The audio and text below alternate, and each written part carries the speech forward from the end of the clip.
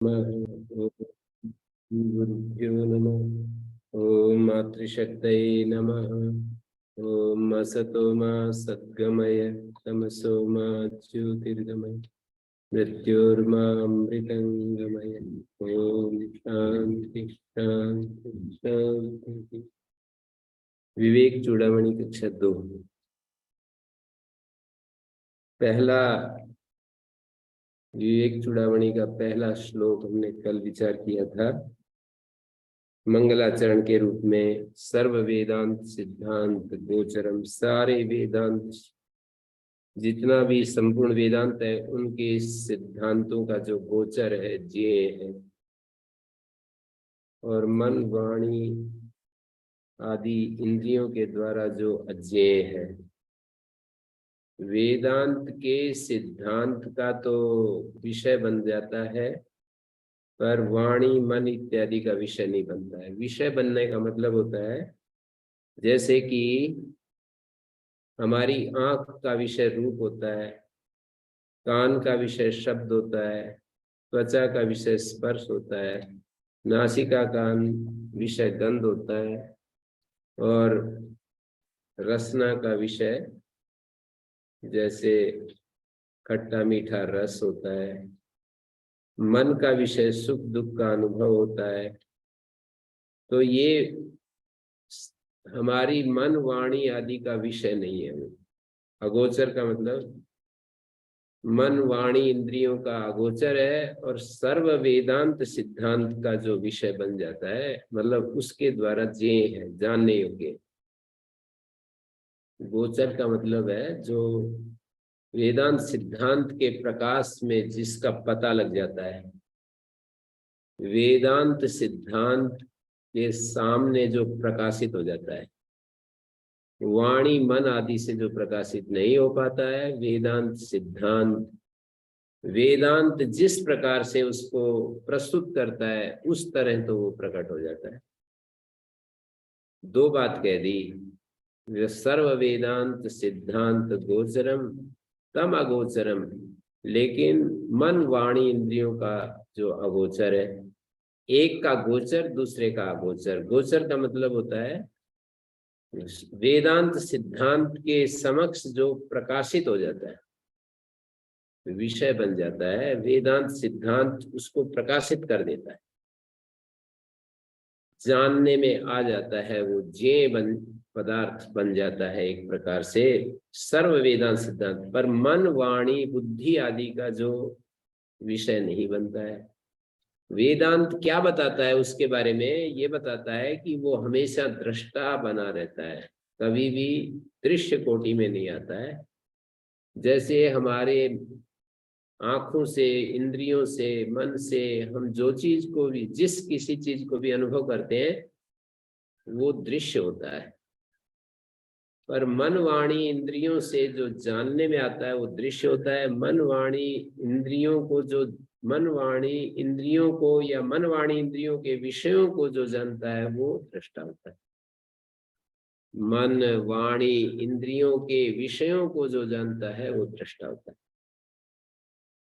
तो वेदांत यही समझाता है, सारे वेदांत वाक्य हमको यही बताते हैं कि जो कुछ भी हमें अनुभव में आता है उसका निषेध करने के बाद, निषेध्य का संपूर्ण रूप से निषेध कर देने के बाद जो शेष रहता है वो दृष्टा है, वो आत्मा है, वो चैतन्य है, पुरुष है, चिन्मात्र है। मानी हम नेति नेति के द्वारा जिसको निषेध करते चले जाएं कि ये भी आत्मा नहीं, ये भी आत्मा नहीं, जो दृश्यमान जगत है इसके एक एक पदार्थ को हम गिनते गिनते गिनते गिनते जहां जाकर के हम कुछ भी हमारे लिए गिनना शेष न बचे। एक एक पदार्थ को गिनना तो अनंत काल तक भी मुश्किल है। संसार के जितने पदार्थ हैं उनको 24 कैटेगरी में बांट करके हम देख सकते हैं, 24 विभाग कर सकते हैं। एक एंगल से यदि देखें तो कि पृथ्वी, जल, अग्नि, वायु, आकाश, इनके सूक्ष्म भूत रूप तन्मात्रा मतलब गंध तन्मात्रा, रस तन्मात्रा और रूप तन्मात्रा, गंध तन्मात्रा, रस तन्मात्रा और रूप तन्मात्रा, स्पर्श तन्मात्रा, शब्द तन्मात्रा, ये 5 तन्मात्र होते हैं। और वाक, पाणी, पाद, पायु, उपस्थ, ये 5 कर्मेंद्रियां होती हैं। और आंख, नासिका, रसना, कर्णेंद्रिय और जिह्वा और स्पर्श इंद्रिय, ये 5 ज्ञानेंद्रियां होती हैं। 5 कर्मेंद्रियां, 5 ज्ञानेंद्रियां। कर्मेंद्रियों में हाथ, पैर, वाणी, पायु, उपस्थ। ज्ञानेंद्रियों में आंख, ऐसे देख सकते हैं हम, अपने शरीर के ऊपर जाकर के देख सकते हैं। आंख, नासिका, रसना, कान, त्वचा, ऐसे एक एक इसके ऊपर देखेंगे ना शरीर के ऊपर, तो हमें आराम से रटने की जरूरत नहीं पड़ेगी। 5 कर्मेंद्रियों को हाथ, जिन पैरों से चलते हैं, पैर, मूत्र त्याग, मल त्याग, और जिस वाणी से हम बोल रहे हैं, ये कर्मेंद्रिय। और एक अंतर इंद्रिय, मन, अहंकार, बुद्धि, चित्त, ये मन, बुद्धि, चित्त, अहंकार, 4 अंतःकरण। और इन सब का भी जो कारण है, जिसको प्रकृति कहते हैं, माया, विद्या, इन सब नामों से पुकारते हैं, वो मूल तत्व। तो इन सब को हम, इन्हीं सब से ये सारा जगत बना हुआ है, इन तत्वों से ही सारा जगत का निर्माण हुआ है। तो हम कहेंगे पृथ्वी को अलग कर दो, जल को अलग कर दो, अग्नि को, वायु को, आकाश को अलग कर दो, और फिर कहेंगे ये जो 5 तन्मात्राएं हैं, इनको भी अलग कर दो। पृथ्वी की तन्मात्रा गंध तन्मात्रा, जल तन्मात्रा, रस तन्मात्रा, जल तो भूत है और रस तन्मात्रा है। तन्मात्र बोलते हैं, तन्मात्र। फिर रूप तन्मात्र, उसके बाद स्पर्श तन्मात्र, उसके बाद 5वां है शब्द तन्मात्र। ये 5 तन्मात्र है।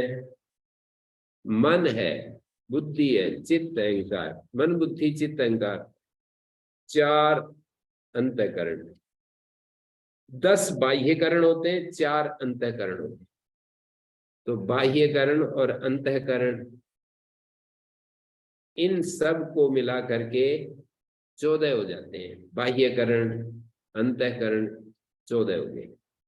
और 5 स्थूल भूत और 5 सूक्ष्म भूत या तन्मात्र, 10 हो गए। 14 और 10 24। और उसके बाद ये मूल प्रकृति, इन सब को हटा देने के बाद जो शेष बचता है, उसको कहते हैं चैतन्य, चिन्ह मात्र, उसको कहते हैं पुरुष, उसको कहते हैं दृष्टा, शुद्ध तत्व, चैतन्य, चिन्ह मात्र, ज्ञप्ति मात्र, ज्ञान मात्र। इन सब शब्दों से कहते हैं ज्ञ, चित्त, चिति शक्ति। इन सभी शब्दों से उसको बताते हैं। तो सर्व वेदांत सिद्धांत गोचरम, सारे वेदांत का जो सिद्धांत है, नहीं दृष्टु दृष्टेर विपरिलोपो विद्यते, दृष्टा की दृष्टि का विपरिलोप।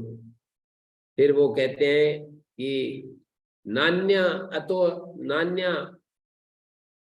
अतो अस्ति दृष्टा, नान्या अतो अस्ति श्रोता, नान्या अतो अस्ति मंता, नान्या अतो अस्ति विज्ञाता।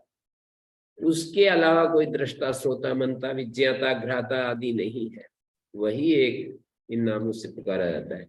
चैतन्य जब आंख से संपर्क, आंख इस उपाधि से युक्त होता है तो वो दृष्टा होता है, कर्ण उपाधि से युक्त होता है तो वो श्रोता होता है, त्वग इंद्रिय से तो स्पृष्टा होता है, घ्राण इंद्रिय से तो घ्राता होता है, घ्राण इंद्रिय से संयुक्त होता है तो भ्राता होता है, रसना इंद्रिय से तो रसयिता होता है।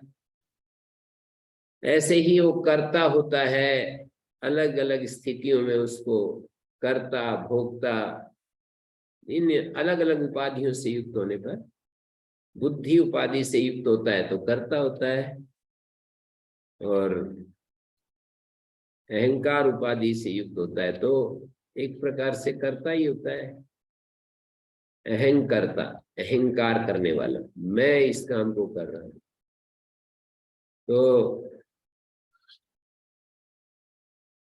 तो इस तरह से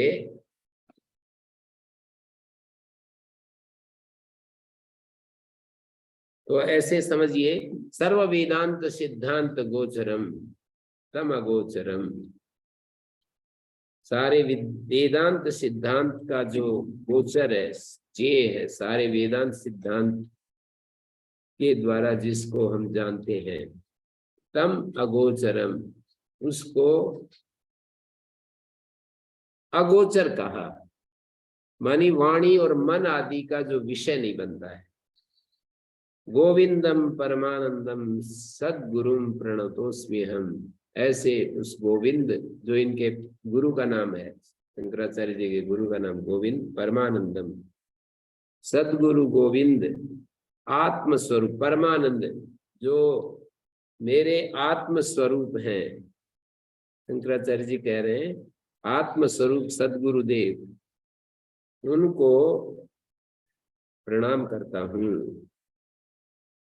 सर्व वेदांत सिद्धांत गोचरम, ये महत्वपूर्ण पद है। सारे वेदांत सिद्धांत से जो गोचर है, वेदांतों वाक्यों में हमने पढ़ा बृहदारण्यक उपनिषद में, एक के बाद एक हम पढ़ते चले गए, और उसमें हमने देखा कि आत्मा के स्वरूप को अलग अलग रूप में, अलग अलग शब्दों में उस एक ही आत्मा तत्व को, आत्म तत्व को समझाया है। मुक्ति की दुर्लभता अगले श्लोक में बता रहे हैं,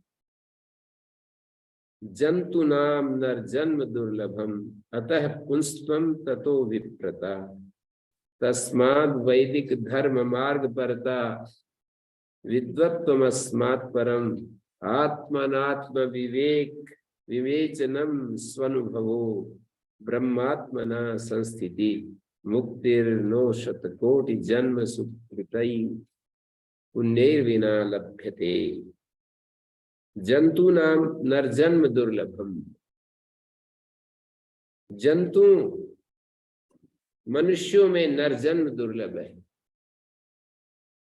ये जितने भी जीव हैं, जितने भी जीव हैं, उन जीवों में मनुष्य का जन्म सबसे मुश्किल प्राप्त होता है। अतः पुंस्त्वम, और इसके बाद जो है नर जन्म दुर्लभ बता दिया, अतः पुंस्त्वम, और इसमें भी और ज्यादा दुर्लभ बता दिया, पुरुषत्व जो है और अधिक दुर्लभ है। नरजन्म दुर्लभ, नरजन्म में भी पुरुष का शरीर और भी ज्यादा कठिनता से मिलता है, और पुरुष का शरीर भी मिल जाए तो ब्राह्मणत्व जो है और मुश्किल है। मुश्किल मुश्किल बताते जा रहे हैं, उससे ज्यादा ये कठिन, उससे ज्यादा ये कठिन, और उससे ब्राह्मणत्व कठिन है। पुरुष का शरीर भी मिल गया, पर ब्राह्मण का शरीर मिलना तो और भी ज्यादा मुश्किल है। तस्माद वैदिक धर्म मार्ग, ब्राह्मण का शरीर मिल गया, उससे भी कठिन वैदिक धर्म मार्ग परायण होना, वैदिक धर्म मार्ग पर चलना और भी ज्यादा मुश्किल है। विद्वत्वम अस्मात् परम, वैदिक धर्म मार्ग पर भी कोई चल रहा हो, लेकिन हर चीज को ठीक ठीक शास्त्र को समझने वाला विद्वता और भी मुश्किल है। आत्मानात्म विवेचनम स्वनुभव, और आत्म और अनात्म का जो विवेचन है ये और भी मुश्किल है। विद्वान भी हो जाते हैं, सब चीजों को समझते हैं, पर आत्म अनात्म का विवेचन करने वाले लोग बहुत थोड़े होते हैं। और फिर उसका अनुभव, आत्म तत्व का अनुभव और भी कठिन है। ब्रह्मात्मना संस्थिति, और उससे भी ज्यादा ब्रह्म स्वरूप से अपने अपनी जो स्थिति है ब्रह्म स्वरूप से जो स्थिति है और भी मुश्किल है। ऐसी मुक्ति सतकोटि जन्म सुकृतई पुण्यई विना न लभ्यते। ऐसी जो ये मुक्ति है ब्रह्मात्मना संस्थिति, एतादृशी मुक्ति ब्रह्मात्मा परमात्मा के स्वरूप में जो स्थिति है, सतकोटि जन्मसु सैकड़ों करोड़ जन्मों के पुण्यों के बिना नहीं प्राप्त होती है। सैकड़ों करोड़ जन्म बता दिए, सैकड़ों करोड़ जन्मों में जो पुण्य करते हैं तब जाकर के इस तरह की मुक्ति की उपलब्धि होती है हमें। मुक्ति का मतलब एतादृशी मुक्ति, मुक्ति का मतलब कि वो जो ब्रह्मात्मना संस्थिति है ना, ये मुक्ति की अंतिम स्थिति बता दी। तो इनमें एक के बाद एक दुर्लभ बता दिया।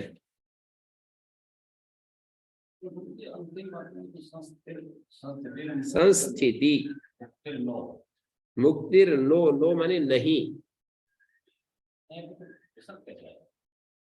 मुक्तिर मुक्ति के साथ का जो रे था ना वो नो के ऊपर चढ़ रहा है। नो एक निषेधवाचक शब्द है। हाँ, मूल शब्द है नो। मुक्ति ही नो शतकोटि जन्म सुकृतई पुण्यई। शत सैकड़ों करोड़ जन्म में जो पुण्य किए जाते हैं उन पुण्यों के बिना नो लभ्यते, उन पुण्यों के बिना ऐसी मुक्ति प्राप्त नहीं होती। ब्रह्मात्मना संस्थिति, ब्रह्म भाव से रहना, ब्रह्म स्वरूप से ठहरना, फिर तो सारे अबाल बबाल से छूट गया।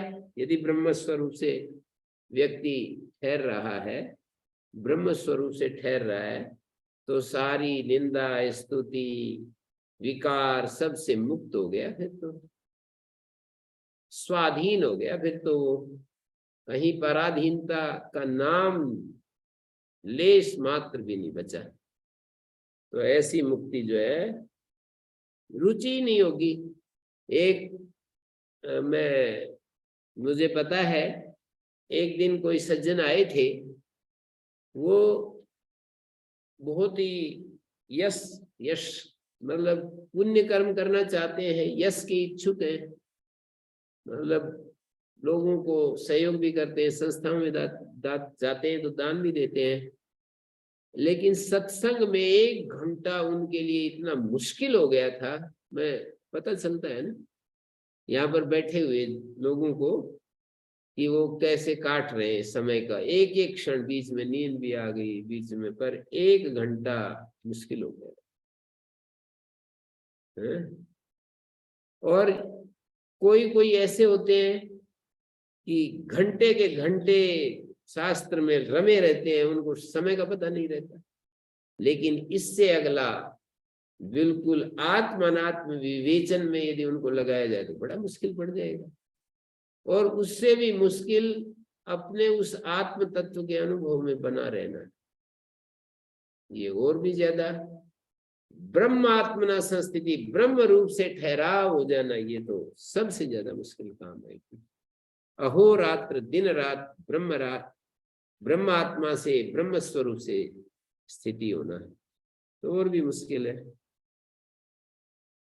तो आस्तिकों का ही शास्त्रों में अधिकार होने से सबसे पहले नर जन्म की प्रशंसा की गई और शरीर से पृथक आत्मा का अस्तित्व भी दर्शाया गया। तो ब्रह्म सूत्र भाष्य में एक बात कही, शास्त्रीय व्यवहार यद्यपि बुद्धि पूर्वकारी ना विदित्वा आत्मना परलोक संबंधम अधिक्रियते। मान यज्ञ याग आदि के अनुष्ठान रूप जो शास्त्रीय व्यवहार होते हैं, शरीर से भिन्न परलोक संबंधी आत्मबोध के बिना कोई उसका अधिकारी नहीं हो सकता,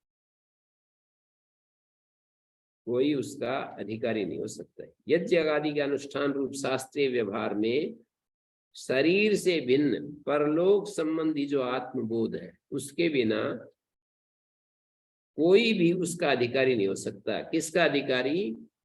यज्ञ याग आदि करने का अधिकारी।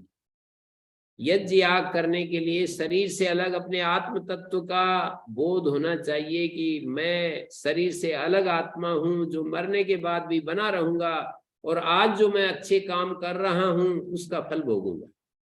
यदि ये निश्चय नहीं है तो कैसे कोई काम करेगा? शरीर के साथ ही मेरा खेल खत्म हो जाएगा, किस्सा खत्म हो जाएगा, तो वो व्यक्ति कैसे फिर ये रोजाना एक नियम पालन करना, व्यवस्था में रहना, मर्यादा में जीना, सुबह जल्दी उठना, स्नान आदि करके हर ऋतु में अपने उसमें लग जाना, ये कर्म कांड में कैसे कोई व्यक्ति अपना समय लगा सकता? वो उसको तो बहुत भारी पड़ेगा ये सारा क्रियाकलाप। पर जिसको ये पता है कि शरीर से अलग मेरा स्वरूप है आत्मा के रूप में, और शरीर छूटने के बाद भी मैं बना रहूंगा, और आज जो मैं कर रहा हूं उसका फल मुझे किसी दूसरे रूप में मिलेगा, तो फिर वो कर सकता है, उसको क्या दिक्कत है? निश्चय की तो बात है। ऐसा पूर्ण निश्चय हो जाए कि मैं शरीर त्यागने के बाद भी मैं नहीं मरूंगा, मैं तो आत्मा रूप से जीवित रहूंगा। इसी जीवन में कुछ प्राप्त करने के लिए किए जाते हैं, इस जीवन में किए जाते हैं तो वो भी ऐसी बात है। इस जीवन में तो कम कठिन, मतलब उतना मुश्किल नहीं ना। इस जीवन में तो दिख रही हैं चीजें कि मेरे को प्रशंसा मिलेगी, लोगों से मेरे को सम्मान मिलेगा, वायु शुद्धि होती है, शरीर ठीक रहेगा, मैं यज्ञ याग करूंगा तो बैक्टीरिया हावी नहीं होंगे, वायरस हावी नहीं होंगे, कोरोना से बच जाऊंगा। तो इस जीवन का अधिकार ही नहीं, मैं ये कह रहा हूं कि ये तो मुश्किल, इतना मुश्किल नहीं है जितना पर जन्म में मैं जीवित रहूंगा और मुझे इस सब आज जो मैं कर रहा हूं उसका फल मिलेगा, ये ज्यादा मुश्किल है। और इसी जीवन में, इसी शरीर में मेरे कर्म का फल मुझे मिलेगा, उत्तम कर्मों का फल मुझे मिलेगा, ये तो थोड़ा सा उससे कम मुश्किल है। वो ज्यादा मुश्किल है कि इस शरीर के बाद भी मैं बना रहूंगा और मुझे फल मिलेगा, ये विश्वास होना अधिक कठिन है। तुलना की दृष्टि से कहें कि इस शरीर में मुझे सुख मिलेगा, ऐसे कोई बता दे अगर तुम ऐसा करोगे तो रोग नहीं आएंगे, ऐसा करोगे तो शरीर ठीक रहेगा, कोरोना जैसी महामारी होगी तो भी तुम्हारा कुछ नहीं बिगाड़ सकेगी वो बीमारी।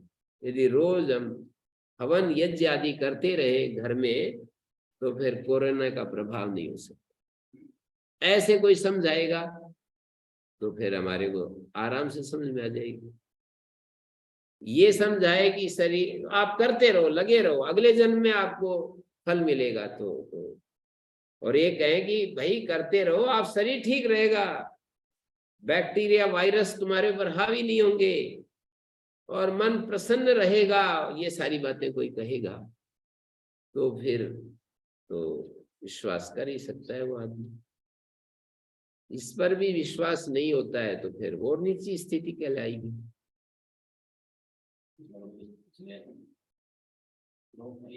विवेचनों के बाद स्वानुभव आया। आत्म अनात्म विवेचन एक चीज है, सुअनुभव, स्व अनुभव, स्वानुभव। हाँ, सुअनुभव का मतलब है अच्छा से हमें अनुभव हो जाए, आत्मा का अनुभव हो जाए, सही अपने आत्मा का अनुभव। आत्म अनात्म विवेचन करना भी सरल है, पर अपने अनुभव, अपने स्वरूप का अनुभव होना और भी ज्यादा मुश्किल काम। बुद्धि से विवेचन होता है कि भाई ये आत्मा है, ये अनात्मा है, जो देखने वाला है वो तो आत्मा और जो दिखने वाली है वो अनात्मा। ये तो विवेचन की प्रणाली है कि जैसे मेरे को ये खंबा दिख रहा है ये अनात्मा और मैं देखने वाला आत्मा। वृक्ष को मैं देख रहा हूं तो देखने वाला अनात्मा और मैं देखने वाला आत्मा। मुझे अपनी इंद्रियों के विषयों का जो अनुभव होता है वो इंद्रियानुभव अनात्मा। इंद्रियों की वेदनाएं, संवेदनाएं जो मुझे होती हैं, शब्द स्पर्श रूप रस गंध की वेदनाएं होती हैं, वो अनात्मा, और इसका अनुभव करने वाला आत्मा। ये है आत्मानात्म विवेचन। और भोजन करता हूं तो उसमें बड़ा अच्छा लगता है, तो वो जो बड़ा अच्छा लगता है वो अनात्मा, और जिसको अच्छा लगता है वो आत्मा। रूप देखते हैं तो बड़ा अच्छा लगता है, तो जिसको अच्छा लगता है वो आत्मा, और जो अच्छा लगता है कि ये अच्छा लग रहा है, मेरे को अच्छा लगता है, ये अच्छा लगता है, मेरे को अच्छा लगता है, ये आत्मा। और मेरे सामने जो विषय, ये चीज अच्छी लगती है मुझे देखने में, जो अनुभव में आ रहा है वो आत्मा, और जो अनुभव करने वाला है वो, हाँ, अनुभव करने वाला आत्मा, जो अनुभव में आया वो अनात्मा। ये आत्म अनात्म विवेचन है। पहाड़, नदी, पर्वत, सांसारिक आदमी को जो अनात्मा रूप में जो वो अनुभव करता है वो अलग चीज होंगी, और अनात्म रूपों का अनुभव करने वाला जो साधक होगा वो अलग चीज होगी। वो पहाड़ को देखेगा, वन उपवन को देखेगा, नदी को देखेगा, हरियाली को देखेगा। इतनी ज्यादा हरियाली होती है इधर उत्तराखंड में, और इधर चले जाएं हिमाचल में, इतनी ज्यादा हरियाली, बस हरा ही हरा सब कुछ दिखता है? नदी दिखती है, हरा हरा दिखता है, गर्मी कहीं नाम की ही नहीं है। पर वहां भी कुछ समस्याएं अलग प्रकार की हैं। कर्नाटक में चले जाएं, केरल में चले जाएं, हरा ही हरा सब कुछ दिखता है? नारियल के पेड़ ऊंचे ऊंचे दिखते हैं, और बड़ा वहां पर सब कुछ एकदम से वो चीजें। तो साधु महात्माओं को जंगल अच्छे लगते हैं, तो जो अच्छे लगते हैं ना जंगल, वो अनात्मा। और मुझे अच्छे लगते हैं, ऐसे कहते हैं ना, मेरे को ये जंगल बड़े अच्छे लगते हैं, ऐसे हम बोलते हैं। तो मुझे ये जंगल अच्छे लगते हैं, तो जिसको अच्छे लगते हैं वो आत्मा। और हम कहते हैं कि मुझे गाय बड़ी अच्छी लगती, तो गाय अनात्मा, और जिसको अच्छी लगती है वो आत्मा। मुझे ये पेड़ पौधे बड़े अच्छे लगते हैं, तो पेड़ पौधे अनात्मा। मुझे ये इस तरह के ये दृश्य बड़े अच्छे लगते हैं, तो दृश्य अनात्मा, और जिसको अच्छे लगते हैं ये आत्म अनात्म विवेचन है। स्वानुभव का मतलब अच्छा अनुभव जो हमें, सुंदर अनुभव जो हमें होता है, अनुभव जो होता है, दृष्टा का जो अनुभव होता है, वो और भी मुश्किल काम है। और इसी तरह से स्वानुभव ब्रह्मात्मना संस्थिति, और ब्रह्म स्वरूप से जो स्थिति है ना, और भी मुश्किल है। तो इस तरह की मुक्ति तो बहुत मुश्किल से ही प्राप्त होती है, ऐसे कह दिया। तो यहाँ पर एक बात कही गई कि मैंने जो बताया, ब्रह्मसूत्र भाष्य में ये कहा, शास्त्रीय व्यवहार यद्यपि बुद्धि पूर्वकारी, जो प्रेक्षा पूर्वकारी, बुद्धि से विचार कर कार्य करने वाला जो व्यक्ति होता है, बुद्धिपूर्वक कार्य करने वाला, शास्त्रीय व्यवहार में न अविदित्व आत्मना, आत्मा को बिना जाने, परलोक संबंधम, परलोक संबंध को बिना जाने उसको अधिकार ही नहीं मिलता। मतलब वो क्यों करेगा? अधिकार उसको दिया जाता है कि जिसको ये विश्वास हो कि जी ये मैं जो करूंगा, तभी वो निष्ठा से कर सकता है। अब कहते हैं अधिकार दे दो भाई, वो करे ना करे। ये कहना ये चाह रहे हैं कि ऐसे अधिकार का क्या वैल्यू है, क्या अर्थ है जो करे ना करे। कि मेरे को अधिकार मिल गया है कि मैं यज्ञ याग आदि कर सकता हूँ, और मैं करता कभी नहीं। तो ऐसे अधिकार से क्या कुछ मिलने वाला है? तो बुद्धिपूर्वक शास्त्रीय व्यवहार में अधिकार प्राप्त होता है। जननशील प्राणियों में मनुष्य जन्म दुर्लभ, ये मनुष्य जन्म दुर्लभ है। जननशील, जो जन्म लेते हैं ऐसे प्राणियों में मनुष्य जन्म दुर्लभ है। मतलब जन्म का मतलब शरीर से संबंध होना। और एक ही की अनेकों जन्म में से नर जन्म प्राप्ति दुर्लभ है। एक व्यक्ति है, अनेक जन्म है, मेरे बहुत सारे जन्म हुए हैं और आगे भी होने वाले हैं, उनमें नर जन्म मिलना गाय के जन्म से बहुत अच्छा है। गाय का जन्म, हाथी का जन्म, पक्षियों का जन्म अच्छा है, उड़ते रहते हैं अपना आराम से। बंदर का जन्म अपना सब लोग प्यार करते हैं और वो डालते रहते हैं फल फ्रूट आदि। तो ये सब अच्छे हैं, पर इन सब से मनुष्य का जन्म जो है ना बहुत ही ज्यादा अच्छा है। एक ही के अनेक जन्म होते हैं, उनमें नर जन्म प्राप्ति दुर्लभ है। एक ही के अनेक शरीरों संबंध कहा गया और शरीर से अलग आत्मा का अस्तित्व सूचित किया। अनेकों पुष्पों से युक्त माला का सूत्र उन पुष्पों से तो अलग ही माना जाएगा ना। फूल और फूल में एक धागा, तो वो जो धागा है वो फूलों से अलग माना जाएगा। तो अनेक वस्त्रों को क्रम से या एक साथ धारण करता हुआ पुरुष उन वस्त्रों से अलग होगा। अनेक वस्त्र हैं। सारे देहधारियों में मनुष्य शरीर सबसे दुर्लभ है। इसमें कहा है, एक श्लोक आता है बड़ा सुंदर, सृष्ट्वा पुराणी विविधानि अजया आत्मशक्त्या वृक्षान सरीसृप पशून् खगदंस मत्स्यान् तैस्तैरतुष्ट हृदया पुरुषं विधाय ब्रह्मावलोकधिषणं मुदमाप देवा। तो इन्होंने कहा भगवान ने अपनी अचिंत शक्ति, प्रकृति, माया, अविद्या, मानी इस प्रकृति को माया, अविद्या, प्रकृति इन नामों से पुकारते हैं, अव्यक्त, अव्याकृत।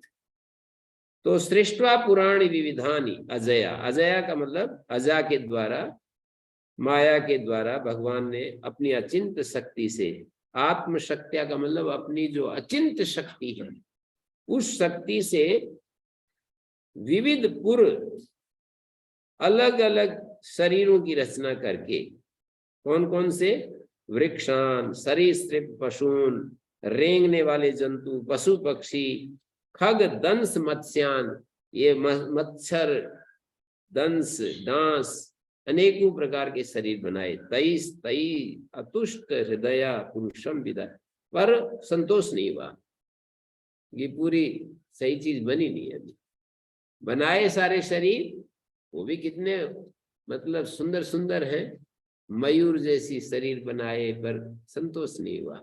शेर कितना, मतलब दूसरे आदमी किसको देखना चाहता है, उसको समय निकालकर जंगल में जाता है, उसके दर्शन करना चाहता है।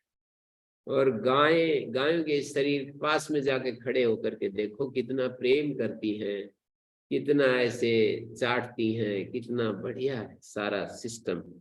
तो ये सारे शरीर उस परमात्मा ने, ब्रह्मा जी ने आत्मशक्ति से, अपनी अचिंत शक्ति से इन शरीरों का निर्माण करके वृक्षान सरीसृप पशून खगदंस मत्स्यान तईस तई अतुष्ट हृदया, लेकिन उसको संतोष नहीं हुआ कि अंतिम चीज बन गई है, पुरुषम विधाए, फिर पुरुष की रचना की तो एकदम खुश हो गया, ओहो कितना अच्छा बना।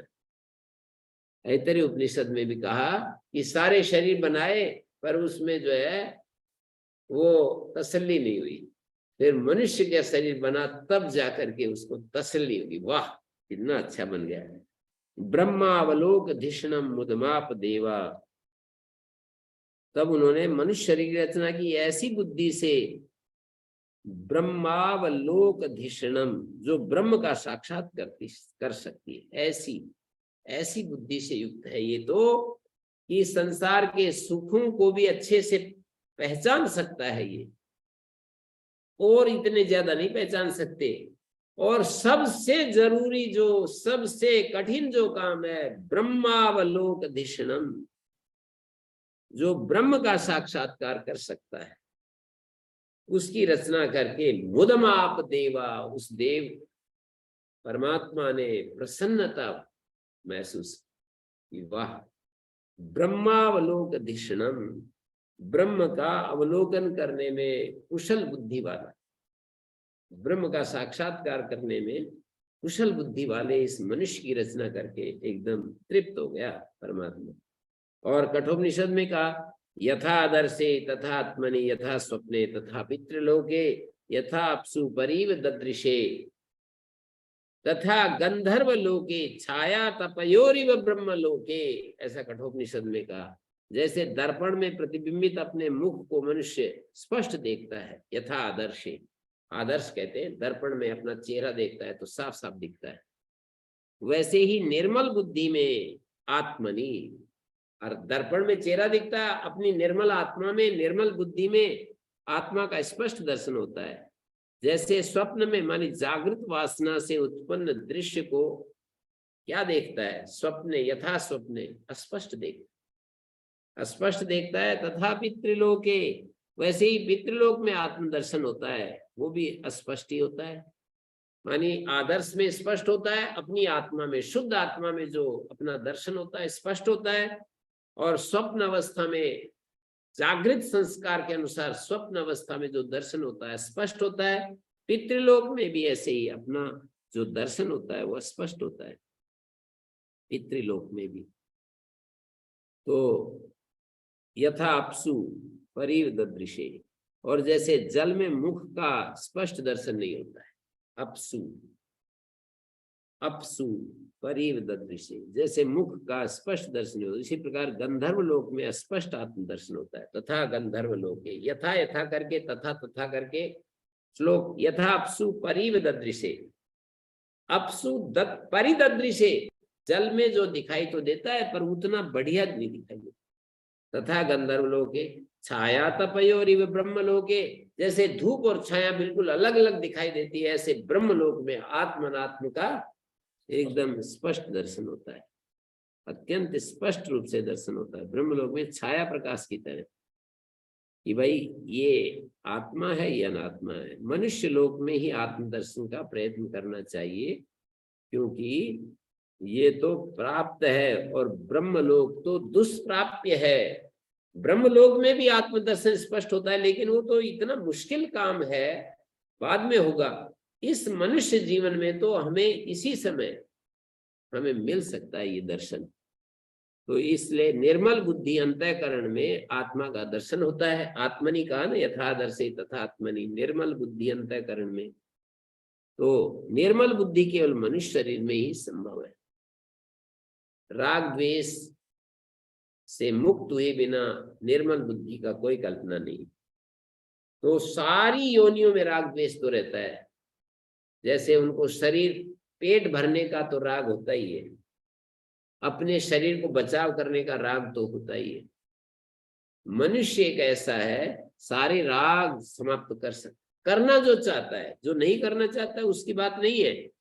जो करना चाहता है इसी जीवन में सारे राग समाप्त कर सकता है, सारे द्वेष समाप्त कर सकता है। दूसरी योनियों में स्वाभाविक रूप से कोई ऐसा दिखाई देता है कि शेर किसी हिरण को चाट रहा है, रक्षा कर रहा है, कोई दूसरा भी आए तो भी उस पर हावी होकर के उसको भगा देता है। तो इस तरह से कोई बाई चांस से, किस संस्कार से कैसे क्या होता है ये। और एक समय जो सारी जिंदगी अपने मालिक से प्यार करता रहा, लिपटता रहा, गले लगता रहा, बाहर आते ही और ऐसे उसको खुश होकर के, शेर का उदाहरण दे रहा हूं, और एक दिन जो है मालिक आते ही उसी गर्दन पकड़ ली। वर्षों बाद, बहुत दिन बाद ऐसे कर बैठे। तो ये जो है, ये मनुष्य जो है ना, ये शत्रु को भी माफ करने की शक्ति इस मनुष्य में है। हमारे अहित करने वाले, अशुभ करने वाले को भी माफ कर देता है, ये तो मनुष्य ही है। तो ये ब्रह्म लोक तो दुष्प्राप्य है, तो मनुष्य जन्म में क्यों न कोशिश की जाए। मनुष्य शरीर में संभव है, अन्य देहधारियों में नहीं। देवता गण भी विशेष रूप से मनुष्य जन्म प्राप्त करने के लिए लालायित रहते हैं, देवता गण भी। तो भारतवर्ष में उत्पन्न हुए मनुष्यों की इस प्रकार की महिमा गाई गई। अहो अमीशाम किमकारी, ये एक और श्लोक में कहा, किमकारी शोभनम प्रसन्न येषाम स्विदुत स्वयं हरि, यैर्जन्म लब्धम ऋषु भारताजिरे मुकुंदमेवोपैकम स्पृहान। मानी जिन प्राणियों ने भारतवर्ष में भगवान की सेवा के योग्य मनुष्य जन्म पाया, अहो अमीशाम किम अकारी शोभनम, इन लोगों का क्या अच्छा काम हुआ, ऐसा कौन सा पुण्य किया। हमीशाम किम शोभनम कर्म आसीत यदकारी, क्या सुंदर काम था इनका जो इन्होंने किया। भारतवर्ष में भगवान की सेवा के योग्य मनुष्य जन प्रसन्न येषाम स्वित उत स्वयं हरि, ऐसा कौन सा पुण्य किया या इन पर स्वयं श्री हरि प्रसन्न हो गए। प्रसन्न येषाम उपरी स्वयं हरि, स्वयं भगवान ही इन पर प्रसन्न हो गए। ये कौन सा, यही जन्म लब्धम दृशु भारताजीरे, इस भारत के आंगन में जिन्होंने नर जन्म पाया, अजीर कहते हैं आंगन को, भारत की इस भूमि में जिन्होंने नर जन्म पाया, मुकंदमेव औपैकम स्पृहन, इस परम सौभाग्य के निरंतर हम भी तरसते रहते हैं। मुकुंदमेवापि नृदेहम आद्यम सुलभम सुदुर्लभम, मन ये मनुष्य शरीर अत्यंत दुर्लभ होने पर भी सुलभ हो गया, हमारे को मिल गया। अब 2-4 साल बचे हैं मान लो, तो उसको तो कम से कम पूरे जी जान लगा दे। कोई नौजवान है, उनको अभी खेलना कूदना है, अभी संसार के रस लेने हैं, उनको बहुत सारी दुनिया देखनी है, बहुत सारा काम करना है, बहुत सारे काम करके दिखाने हैं दुनिया को, अपने रस लेने हैं, तो उनको छोड़ दो। पर जो बूढ़े हो गए, 60 साल के ऊपर हो गए, ओल्ड एज में पहुंच गए, उनको तो अपनी जान जी जान झोंकनी पड़ेगी कि अब जो है एक आत्म तत्व के बिना केवल शास्त्र पढ़ने मात्र से काम नहीं चलेगा कि सीढ़ियों पर ही बस कदम ताल करते रहे, छत के ऊपर भी पहुंचना है, सीढ़ियों पर ही कदम ताल करते रहना। कदम ताल का आनंद तो बहुत ले लिया, अब जो है आराम से अनायास स्थिति में अपने शांत स्वरूप में भी ठहरना है। तो मनुष्येतर अन्य योनियां केवल भोग योनियां हैं, उन शरीरों में नूतन कर्म करना संभव नहीं है। तो इस देव योनि को मनुष्य से श्रेष्ठ माना गया है। देव योनि जो है वो मनुष्य से अच्छी है, लेकिन वो भी कर्म नहीं कर सकते, स्वतंत्र रूप से कर्म नहीं कर सकते। अत्यंत पुण्य कर्मों के फलस्वरूप स्वर्ग आदि उच्च लोकों की प्राप्ति होती है। देव योनि में भी नूतन कर्म करने का सामर्थ्य नहीं है, वहां भी तारतम्य है, ऊंच नीच का भाव देखा गया है कि ये अधिक सुख वाला उससे अधिक सुख वाला, उससे अधिक सुख वाला, सब गुण 17 शेर तो नहीं है, वहां तारतम्य है वहां भी। तो ऊंच नीच का भाव देखा है। तो जिसने जितना अधिक पुण्य किया उसे उतना ऊंचा आसन प्राप्त हो जाता है, अन्य की अपेक्षा उसके भोग भी विशिष्ट होते हैं। जिसने कुछ अल्प पुण्य कर्म किया उसे अधिक पुण्य कर्म करने वाले की अपेक्षा नीचा आसन मिल जाता है, नीचे कर्म किए तो। भोग योनि होने से यहाँ नूतन कर्म करना संभव न होने के कारण ये जो देव योनि है वो भी एक प्रकार की भोग योनि है, नूतन कर्म संभव नहीं है। तो पुण्य क्षीण होने पर स्वर्ग से फिर पतन हो जाता है। तो इस तरह से ये सिलसिला चलता रहता है। तो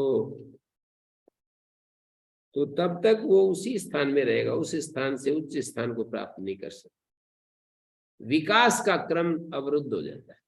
देव योनि भी मिल जाए तो पुण्य कर्मों से देव योनि मिल गई, और वो भी एक प्रकार की कैद ही हो जाती है। यद्यपि वहां पर किसी प्रकार का दुख नहीं है।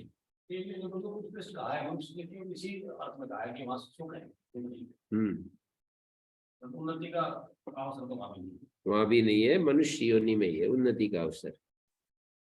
उच्च आसन प्राप्त करना हो तो पुण्य कर्म की अपेक्षा होती है, कोई और ऊंचा आसन पर बैठना हो तो पुण्य कर्म की आवश्यकता होती है, वहां वो अवसर नहीं मिलता। फिर मनुष्य जन्म में आकर के पुण्य कर्म करेगा, फिर वो ऊंचा आसन मिलेगा, मनुष्य जीवन में ही मौका मिलेगा।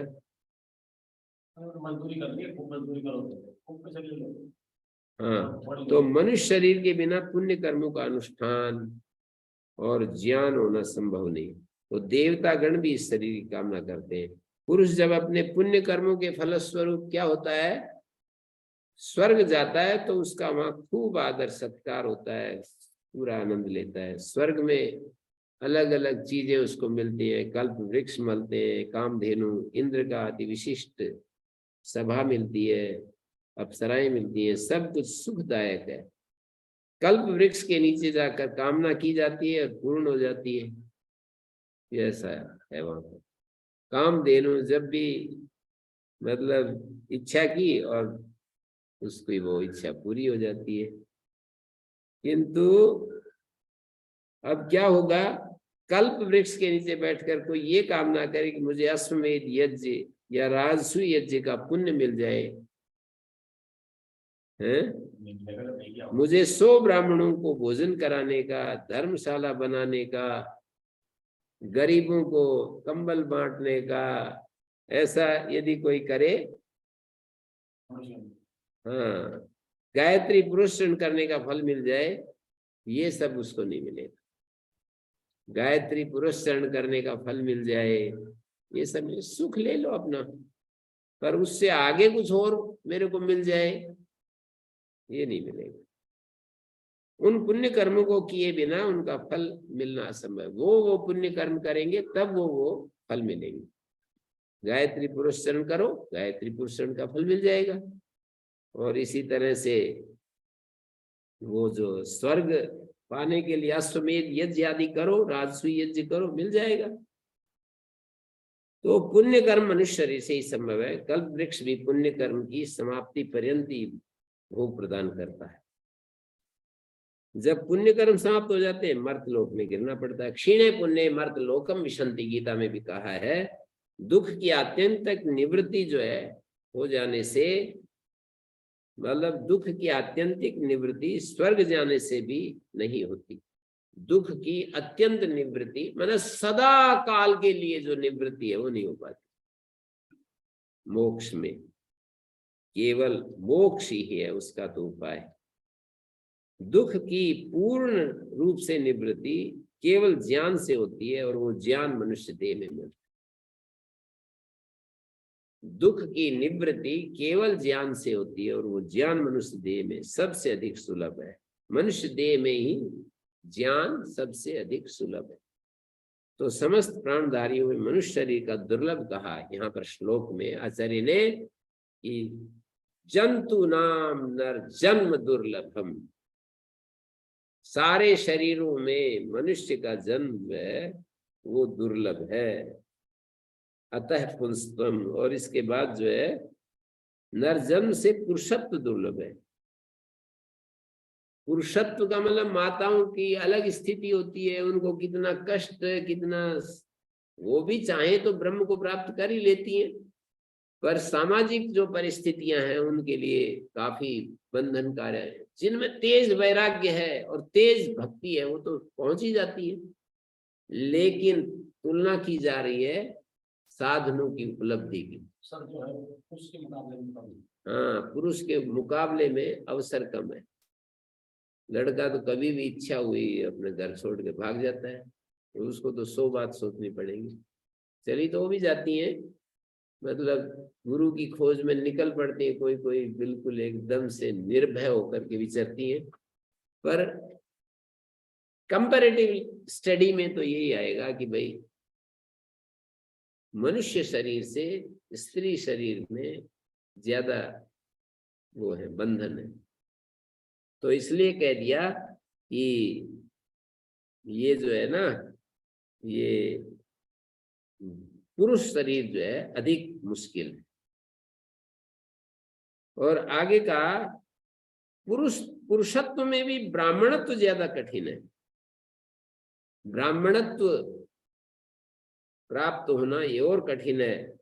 और विप्रता शब्द का द्विजत्वम भी नहीं कहा, विप्रता कहा है। विप्रत्व से मतलब जो वपति धर्मम, धर्म का बीज जो होता है उसको विप्र कहते हैं। और विप्रत्व से भी अधिक दुर्लभ धर्म मार्गानुगामी होना कठिन है, क्योंकि विप्रत्व से लब्धव्य की प्राप्ति नहीं हो सकती। विप्रत्व जो है, केवल विप्रत्व प्राप्त हो जाए तो उतने मात्र से काम नहीं होता, धर्मो विश्वस्य जगता प्रतिष्ठा। धर्म मार्गानुगामी होना और भी मुश्किल है। विप्रत्व तो इतना ही है, शास्त्रों को समझता है क्या क्या लिखा है, पर धर्म मार्ग का अनुगामी होना तो और मुश्किल काम हो जाएगा। धर्म को ही सुख का साधन, दुख हेतुभूत पाप का निवर्तक कहा है। दुख का हेतुभूत जो पाप होता है उसको हटाने वाला धर्म को सुख का साधन कहा है, और दुख का हेतुभूत जो पाप होता है उसको हटाने वाला कहा है। मुझे सुख प्राप्त हो, मैं कभी भी दुखी ना हूं, ऐसी सकल जन कामना विषय सुख प्राप्ति और दुख अभाव रूप पुरुषार्थ का साधन धर्म मात्र ही है, एकमात्र धर्म है। धरती धर्म ध्रियते नेन धर्म, जो सबको धारण करता वो धर्म है। धर्म को जगत की प्रतिष्ठा का हेतु कहा है। और फिर कहा श्रुति बोधि सूचित करने के लिए वैदिक कर्म मार्ग परता, वैदिक कर्म मार्ग परता, वैदिक धर्म मार्ग परता। यहाँ पर शब्द जो बोले हैं वैदिक धर्म मार्ग परता, ऐसे नहीं कहा वैदिक कर्म मार्ग परता, वैदिक धर्म मार्ग परता। वैदिक कर्म भी धर्म शब्द के ही द्वारा कहे जाते हैं, किंतु विवक्षित अर्थ स्पष्ट न होने के कारण ऐसा कहा। तो धर्म के अतिरिक्त कोई और सुख का साधन, दुख निवृत्ति का साधन होता तो उस साधन का संपादन करके समस्त जन हमेशा दुख रहित नित्य सुखी हो जाते, किंतु ऐसा होता नहीं है। धर्म अतीन्द्रिय होने के कारण शास्त्र एक समधिगम्य, केवल एक शास्त्र के द्वारा ही उसको हम प्राप्त कर सकते हैं। अतीन्द्रिय तत्व है, शास्त्र से ही उसको समझ पाते हैं। शास्त्र अतिरिक्त आत्मबोध का अन्य साधन कुछ भी नहीं है। वैदिक ऐसा कह दिया, शास्त्र अतिरिक्त आत्मबोध का अन्य साधन वैदिक ऐसा कह दिया। धर्म का लक्षण महर्षि जैमिनी ने कहा 14 लक्षण अर्थो धर्मा, मानी वेद प्रतिपाद्या प्रयोजनवद अर्थो धर्मा, वेद के द्वारा जिसका प्रतिपादन किया जाए, प्रयोजन जिससे पूरा हो और जो हमारा अभिलषित भी हो, अर्थ भी हो, इष्ट भी हो, उसको धर्म कहते हैं। 3 बातें, वेद में जिसका प्रतिपादन हो, प्रयोजनवान हो, हमारा प्रयोजन पूरा होता हो, मानी यज्ञ वेद परिवार प्रतिपादित है, स्वर्ग उसका प्रयोजन है, प्रयोजनवान होना चाहिए। ये जो हम कर्म करते हैं या धर्म का आचरण करते हैं उससे क्या फल मिलता है, तो वो साफ साफ दिखना चाहिए। प्रयोजनवान होता है धर्म, कि भाई मैं यज्ञ करूंगा स्वर्ग मिलेगा, मैं लोगों के सहयोग करूंगा मुझे भी सहयोग मिलेगा, जो हम करते हैं वही हमें मिलता रहता है। तो अर्थ का मतलब हो गया उससे हमारे को वो हमारा अभीष्ट भी होना चाहिए। तो ये इस तरह से सारी चीजें गिनाते गए और कुल मिलाकर के ये सब को गिना दिया, ये ऐसा ऐसा है। ये वैदिक धर्म मार्ग परता विद्वत्वम अस्मात् परम, इससे आगे भाई विद्वान होना कठिन है। आत्मनात्म विवेचनम स्वानुभव, और अच्छा जो हमारा स्पष्ट अनुभव है ना आत्म तत्व का, ब्रह्म आत्मना संस्थिति और भी कठिन है। मुक्तिर्नौसत जन्म कोटि, 7 कोटि जन्म सुकृत पुण्यर बिना लभ्यते, बिना पुण्यों की मुक्ति हमें मिलती नहीं है। तो जैसे मतलब ये पूछ रहे, यदि कहे कोई श्रुति मूलक होने के कारण स्मृतियों का भी प्रमाण है, तो वेद व्यतिरिक्त शब्दों का धर्म के विषय में स्वतः अप्रामाण्य सिद्ध हो जाता है। वेद से अलग जो शब्द हैं, तो प्रश्न ये हो रहा है स्मृतियों की रचना करने वालों ने अतीन्द्रिय धर्म को कैसे जाना? जो अतीन्द्रिय धर्म है स्मृतिकारों ने कैसे जाना? तो कहा यदि कहो योग सामर्थ्य से जाना, तो प्रश्न होता है कि वो सामर्थ्य उन्होंने कैसे संपादित किया? तो कहें कि धर्मानुष्ठान से। तो पुनः प्रश्न होता है उस धर्म का ज्ञान उनको कैसे मिला? कुल मिला करके हमें वहां पहुंचना पड़ेगा। सबका मूल कारण वेद है, वेद से हमको धर्म का ज्ञान हुआ।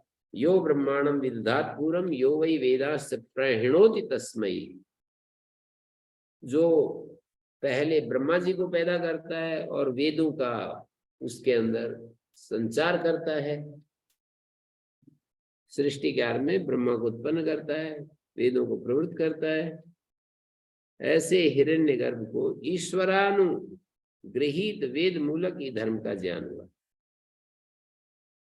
सर्वप्रथम जो हिरण्यगर्भ बना उसको भी ईश्वरानुगृहित वेद मूलक ही धर्म का ज्ञान हुआ, ईश्वर से अनुग्रह पाकर। जब ब्रह्मा जी को ईश्वर के अनुग्रह से हुआ, दूसरे की तो बात ही क्या है। धर्म शब्द से दो चीजें ली जाती है, प्रवृत्ति धर्म, निवृत्ति धर्म। यज्ञ याग आदि शुभ कर्म जितने भी होते हैं वो प्रवृत्ति लक्षण धर्म में आते हैं।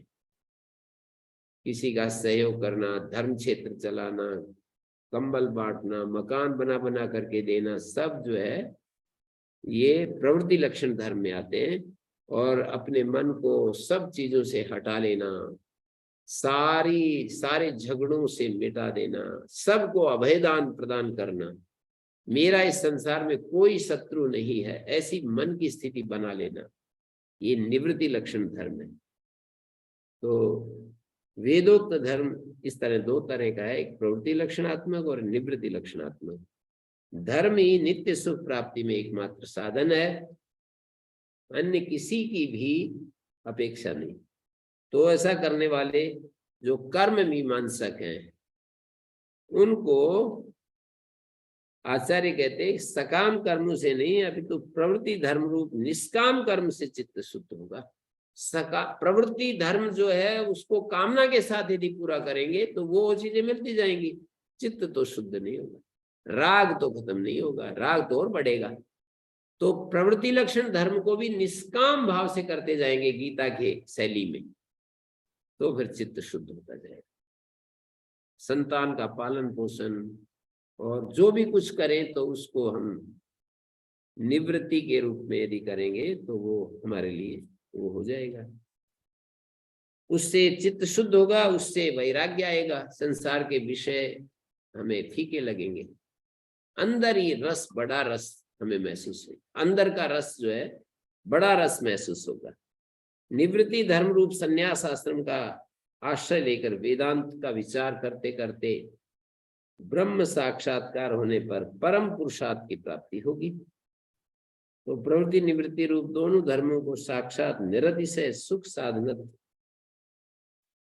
प्रवृत्ति निवृत्ति रूप दोनों धर्मों को साक्षात निरतिशय सुख साधन नहीं बताया, उसको तो ज्ञान को ही बताया, निरतिशय सुख का साधन। तो दो विमोवत पंथाम यत्र वेदा प्रतिष्ठिता प्रवृत्ति लक्षणों धर्मा निवृत्तिश्च प्रकीर्तिता। प्रवृत्ति लक्षण धर्म और निवृत्ति लक्षण धर्म दो मार्ग हैं जहां पर ये सब चलता है। तो वेदो, शंकराचार्य जी ने कहा है कहीं, वेदो नित्यम अधीयताम तदुदितम कर्मस्वनुष्ठीयताम, मानी उपनयन संस्कार के पश्चात का नित्य वेदों का अध्ययन करो, उनमें निर्दिष्ट कर्मों का ठीक तरह से अनुष्ठान करो, तदुदितम वेदोदितम कर्मों का अनुष्ठान करो, तेनेशस्य विधीयताम अपचिति, उन कर्मों के द्वारा ईश्वर की अपचिति मानी पूजा करो, तेन उस कर्म के द्वारा, तेन ईशस्य विधीयताम अपचिति, उन कर्मों के द्वारा ईश्वर की पूजा करो, तेन ईशस्य विधीयताम मानी वो जो कर्म है उस कर्म के द्वारा, वैदिक कर्म के द्वारा ईश्वर की पूजा करो। कामे मतिस्त्यज्यताम, काम्य कर्मों में अपनी बुद्धि को छोड़ो, पापो भ परिधूयताम, और पाप के समूह को उड़ा दो, भव सुखे दोषोनुसंधीयताम, और जो संसार के सुख में जो दोष है उसका अनुसंधान करो, खोज करो, आत्मेच्छा व्यवसीयताम निज गृहा तूर्णम विनिर्गम्यताम, घर से शीघ्र निकल जाओ, एकदम सुनते ही और घर की तरफ मुंह मत करो। आत्मेच्छा व्यवसीयताम, और एक आत्मेच्छा जो है मानी आत्मज्ञान प्राप्ति के लिए निश्चय कर लो कि मुझे आत्मज्ञान प्राप्त करना ही है। तो मुझे सारे धर्मों का पालन करने की बात कह रहे हैं, छोड़ने के लिए भी कह रहे हैं, तो दोनों काम ही सब कह रहे हैं। संगा सत्सु विधीयताम, और सज्जु में संग करो, भगवतो भक्तिर दृढ़ाधीयताम, और अपने मानी फिर कह रहे हैं भगवान की दृढ़ भक्ति को धारण करो, भगवतो भक्तिर दृढ़ा आधीयताम, शांति आदि परिचीयताम, समदम आदि शांति मतलब परिचीयताम, शांति आदि परिचीयताम, दृढ़तरम कर्म आसु संत्यज्यताम, और सकाम कर्मों को शीघ्र छोड़ दो, सकाम कर्म। और महाभारत में कहा है ईश्वर अर्पण बुद्धि के द्वारा कर्म करते हुए चित्त का शोधन करके विषयों से विरक्त होकर कर्मों का त्याग कर देना चाहिए, अनायास स्थिति में आ जाना चाहिए। कैसे? नहीं तादृशम ब्राह्मणस्यास्ति वित्तम, ब्राह्मण का ऐसा कोई धन नहीं है जैसा एकता, सत्यता, समता, शीलम, स्थिति, दंड निधानम, दंड को रख देना मतलब किसी को दंड न देना, आर्जवम सरलता, अभयता, मृदुता, शीलम, दंड निधानम, आर्जवम, ततस्ततश्चोपरता क्रियाभ्यास, और कर्मों से उपरति ब्राह्मण की और कोई संपत्ति नहीं। तो इससे अधिक विद्वता दुर्लभ है। विद्वत्तमस्मात् परम, प्रवृत्ति रूप धर्म विषय में ऐसी बात कही। यदि विद्या करोति, जो विद्या के द्वारा किया जाता है, श्रद्धया उपनिषदा तदि वीर्यवत्तरम भवति, वो बहुत ही ज्यादा प्रभावशाली होता है। तो ये सब यहाँ पर बता दिया। ब्रह्मात्मना संस्थिति अंतिम चीज है। आत्मनात्म विवेचन के बारे में भी हमने कह दिया, आत्मात्म विवेचन करना दुर्लभ है। और स्वानुभव, निधिध्यासन पूर्वक ब्रह्म साक्षात्कार का जो अनुभव है वो स्वानुभव है। ब्रह्मात्मना संस्थिति और मुक्ति एक ही चीज है? एक ही चीज है, ब्रह्मात्मना संस्थिति और यही मुक्ति है। और स्वानुभव, निधिध्यासन पूर्वक ब्रह्म साक्षात्कार का जो अनुभव है। तो इस तरह से ये यहीं पर हम विराम देते हैं। ओम शांति शांति शांति।